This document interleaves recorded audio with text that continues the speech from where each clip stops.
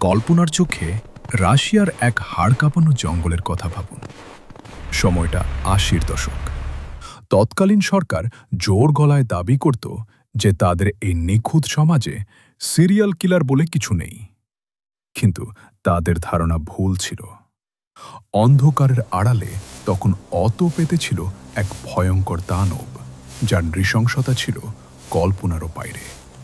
তার নাম আন্দ্রেই চিকাতিলো, যাকে সবাই চেনে রোস্তভের কসাই নামে।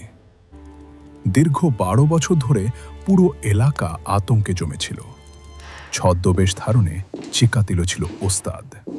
তাকে দেখলে মনে হতো একেবারেই নিরীহ, হয়তো কোনো দয়ালু দাদু কিংবা সাদাসিধে কোনো স্কুল শিক্ষক। হাতে একটা পুরনো চামড়ার ব্রিফকেস নিয়ে সে ঘুরে বেড়াতো ট্রেন স্টেশন আর বাস স্টপগুলোতে। ভিড়ের মাঝে তার চোখ খুঁজত একা মানুষদের, ঘর পালানো তরুণ তরুণী, পথ হারানো শিশু কিংবা যানবাহনের অপেক্ষায় থাকা নারীদের। খুব নরম গলায় কথা বলে, চুইংগাম বা খাবারের লোভ দেখিয়ে সে তাদের কাছে টানত। কিন্তু একবার সেই নিস্তব্ধ বার্জ গাছের জঙ্গলের ভেতর নিয়ে যেতে পারলেই তার আসল রূপ বেরিয়ে আসত। ৫০-এরও বেশি মানুষের প্রাণ নিয়ে সে এক বিভীষিকা তৈরি করেছিল। পুলিশ তাকে ধরার জন্য মরিয়া হয়ে উঠল। তারা শুরু করল বিশাল এক অভিযান, যার নাম অপারেশন ফরেস্ট স্ট্রিপ। প্রতিটি ট্রেন স্টেশনে পুলিশ মোতায়েন করা হলো। হাজার হাজার সন্দেহভাজনকে জেরা করা হলো।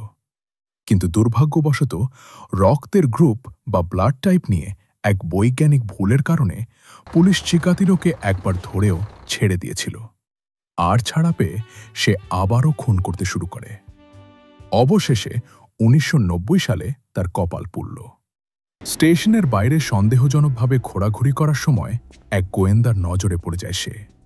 ধরা পড়ার পর প্রথমে সে নিজেকে নির্দোষ প্রমাণ করার নাটক করে, কিন্তু শেষমেশ ভেঙে পড়ে।